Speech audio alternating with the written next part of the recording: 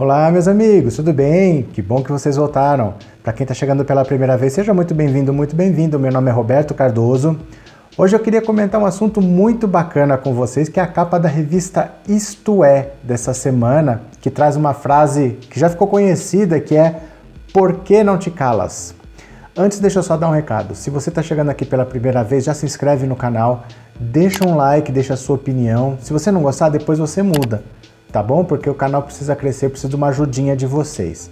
Se você quiser apoiar o canal, tem também o nosso Apoia-se e tem os outros dados aqui na descrição. Valeu? Vamos pro vídeo, olha.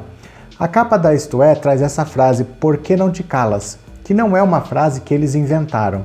Eu não sei se vocês vão se lembrar, mas em 2007, o presidente da Venezuela era ainda o Hugo Chávez e ele estava na cúpula latino-americana no Chile, em Mar del Plata. E lá ele estava batendo boca com o primeiro-ministro espanhol, o Zapatero. E ele estava falando com o Zapatero e o Zapatero pedindo respeito. Batendo boca com o Zapatero pedindo respeito. No meio dos dois estava o rei da Espanha. O rei da Espanha entrou no meio, virou para o Chaves e falou assim: "Por que não te callas? Por que você não fica quieto?". Por supuesto, por supuesto.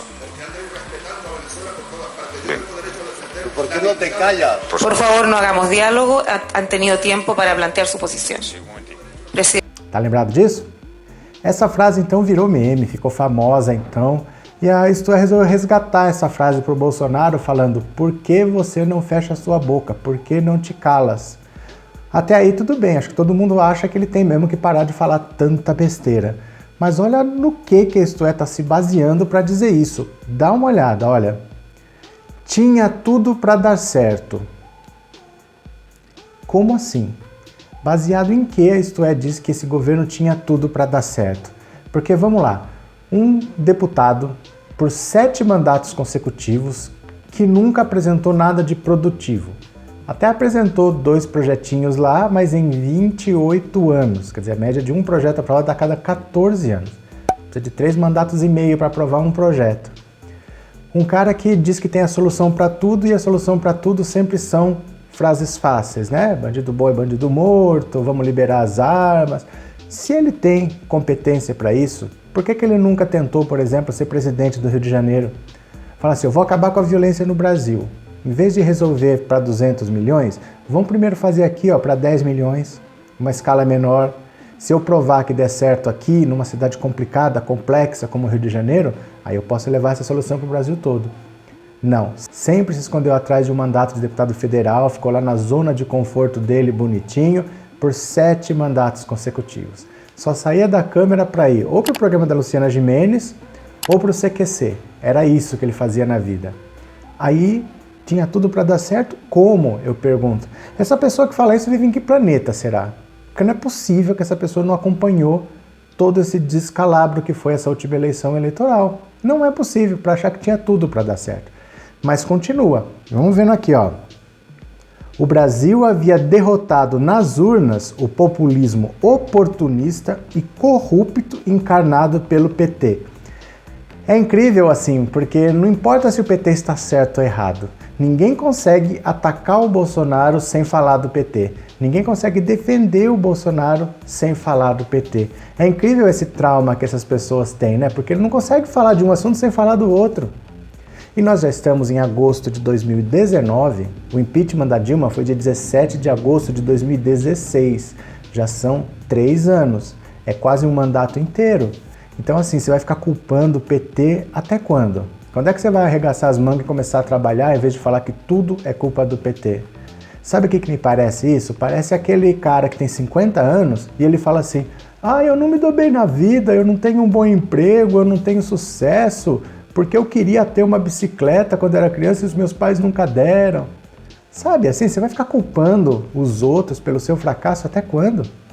3 anos, é praticamente um mandato inteiro já que a Dilma saiu de lá.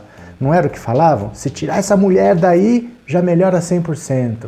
É só tirar aquela mulher de lá que a confiança volta. Tem gente que está só esperando tirar essa mulher daí para voltar a investir. Cadê? Não era aprovar a reforma trabalhista que voltava a ter emprego? Tinha que escolher entre direito trabalhista ou emprego? Cadê? Aprovou a reforma trabalhista já tem quase 2 anos. Agora aprovaram a reforma da Previdência. E cadê? Cadê o crescimento econômico? Cadê? retomava a confiança na economia. Quando que o Brasil retomou confiança na economia? Porque não é assim, né, gente? Mudou o governo, vamos jogar dinheiro lá. Ninguém faz isso. As pessoas precisam de sinais claros de que as coisas mudaram. Então, assim, você precisa de atitudes, você precisa de pulso e você precisa de projeto, que é tudo que esse governo não tem. Ele não tem um projeto para a economia. Ele só tem uma pauta, não é um projeto, é uma pauta, é um assunto que ele tem que resolver, que é a reforma da Previdência. Acabou. Ele não tem programa para gerar emprego, para gerar desenvolvimento sustentável, para expandir a base energética, porque se o Brasil crescer pode ser que não tenha energia para tudo. Não tem projeto para nada. Então, como que o Brasil estava retomando a confiança de investidores, que a economia ia crescer? Não basta o Paulo Guedes aparecer e falar vai melhorar. Ninguém está esperando palavras. As pessoas querem ver atitudes concretas. E quem não tem projeto não tem atitudes concretas. Então é uma narrativa muito louca essa capa aqui. Eu não sei em que planeta essa pessoa vive. Mas piora. Dá uma olhada aqui, ó. Retomava a confiança na economia, mas ao estabelecer na presidência uma rotina de destemperos verbais, olha só, estabelecer na presidência uma rotina de destemperos verbais. Antes não? Quando é que o Bolsonaro não teve uma rotina de destemperos verbais?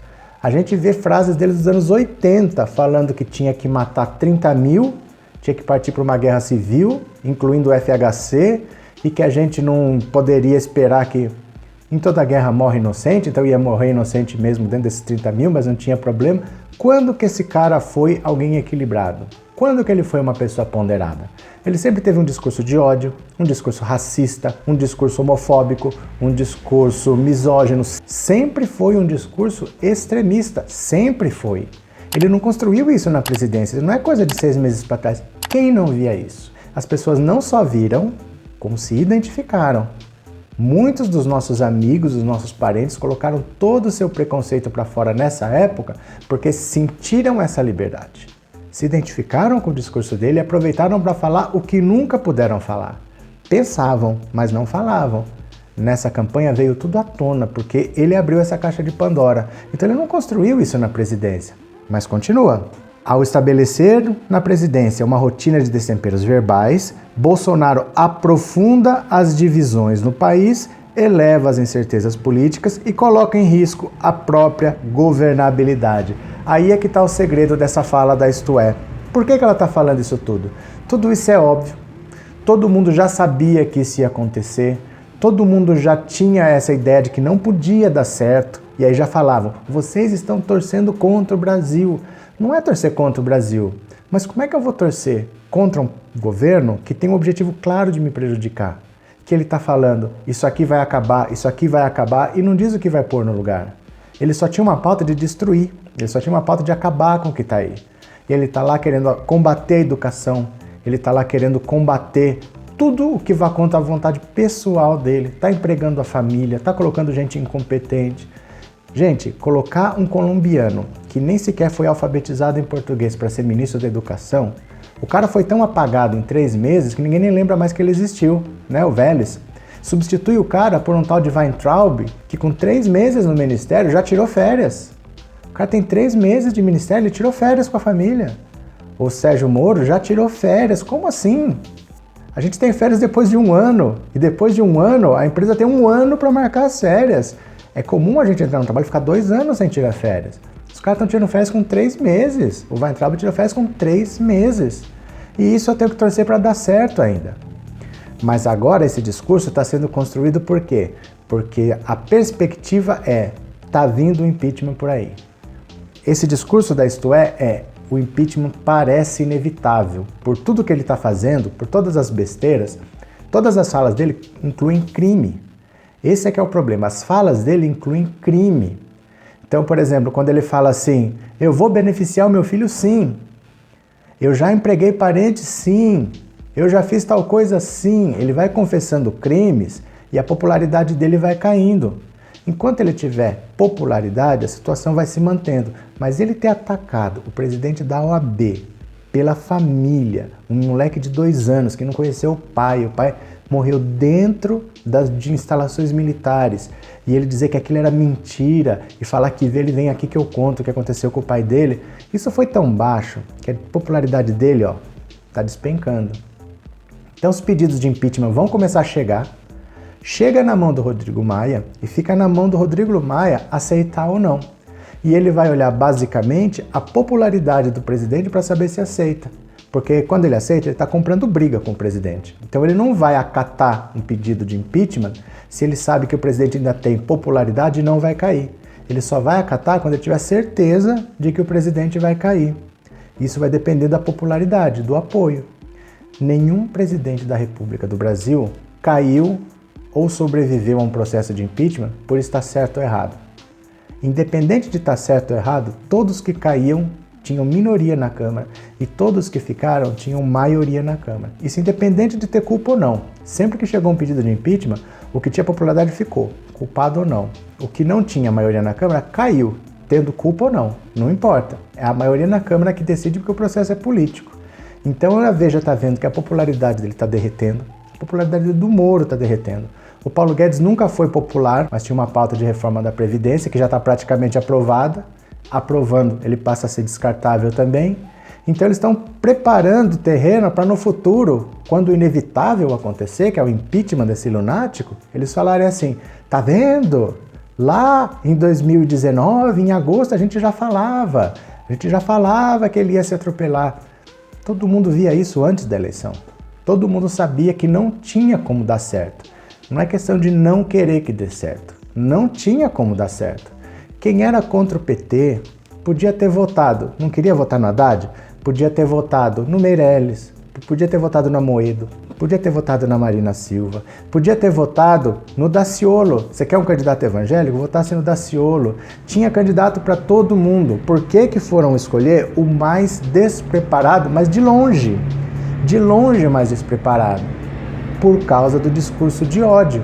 As pessoas votaram por ódio ao PT e por ódio a todos os que ele atacavam. Todo mundo queria se sentir o opressor e não o oprimido. Então todo mundo pulou para o lado do opressor. Eu vou atacar também. Enquanto eu estiver atacando, eu não estou sendo atacado. Agora está tudo votando contra, está tudo desmoronando, porque não há um projeto que sustente esse presidente no poder.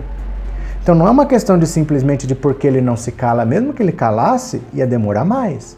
Mas esse governo não tem como vingar. E é muito engraçado você ver agora os ratos pulando do barco. Eu já tenho um vídeo aqui sobre os ratos que estão pulando fora do barco, né? Raquel Sherazade, Danilo Gentili, Lobão. Porque quando o barco começa a afundar, os ratos são os primeiros a sair. E está todo mundo pensando nas próximas eleições. Então não querem afundar junto com ele. É só ele aprovar a reforma da presidência que ele fica totalmente descartável, porque ele não tem pauta. A partir daí, a primeira besteira que ele fizer, o Rodrigo Maia acata o pedido de impeachment e tchau. Botam o Mourão lá, que é mais sensato do que ele, e são 3 anos e meio de Mourão. Vamos ver no que isso dá. Valeu! Era isso que eu queria comentar com você. Se você gostou, deixa o seu like, deixa um comentário aqui que eu respondo a todos, tá bom? Se inscreva no canal, se ajuda no nosso apoia-se se você puder, se você achar que deve. Se você quiser ajudar o canal a crescer, fica à vontade. Valeu? Um grande abraço porque eu já fui!